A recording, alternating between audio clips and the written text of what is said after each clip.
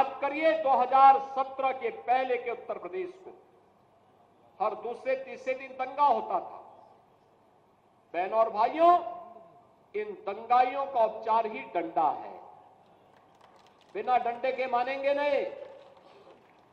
आप देख रहे होंगे बंगाल जल रहा है, वहां की मुख्यमंत्री चुप है, दंगाइयों को शांति दूत कहती है। अरे लातों के भूत बातों से कहां मानने वाले हैं। लेकिन सेकुलरिज्म के नाम पर इन लोगों ने दंगाइयों को दंगा करने की पूरी छूट दे रखी है। पूरा मुर्शिदाबाद पिछले एक सप्ताह से चल रहा है, सरकार मौन है। बहनों और भाइयों, इस प्रकार की अराजकता पे लगाम लगनी चाहिए और मैं धन्यवाद दूंगा इस बात के लिए वहां की माननीय न्यायालय को, जिन्होंने वहां पर केंद्रीय बलों की तैनाती करके वहां के अल्पसंख्यक हिंदुओं की सुरक्षा की व्यवस्था करने के लिए कदम उठाया है और आज केंद्रीय बल वहां पर तैनात है। आपने वहां की पीड़ा सुनी होगी। सब लोग मौन है। कांग्रेस मौन है मुर्शिदाबाद के दंगों पर, कांग्रेस मौन है, समाजवादी पार्टी मौन है, टीएमसी मौन है। वे धमकी पे धमकी दिए जा रहे हैं, समर्थन कर रहे हैं। बांग्लादेश के अंदर जो हुआ था उसका समर्थन कर रहे हैं बड़ी बेशर्मी के साथ। अगर उन्हें बांग्लादेश अच्छा लगता है तो उनको बांग्लादेश ही जाना चाहिए। क्यों भारत की धरती पर बोझा बने हुए हो?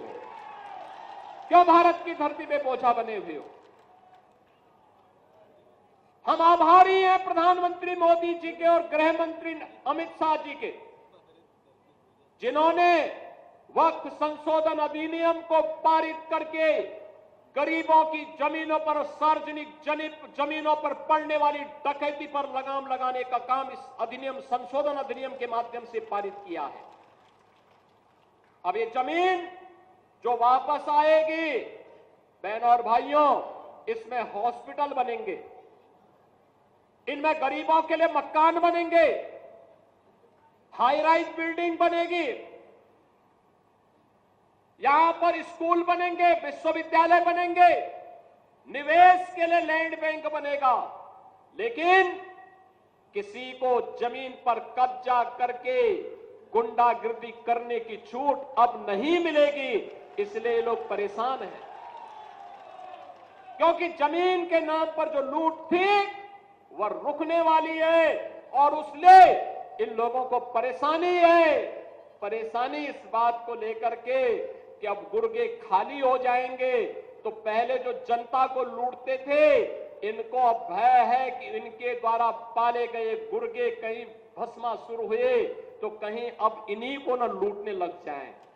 इनके द्वारा अकूत संपत्ति जो अर्जित की गई है उसी पर डकैती न डालने लग जाए। इसलिए उस भय के कारण ये वक्फ के नाम पर जनता को बेवकूफ बनाने का काम कर रहे हैं, जनता की आंखों में धूल झोंकने का काम कर रहे हैं, गुमराह करने का काम कर रहे हैं। लेकिन गुमराह होने की आवश्यकता नहीं।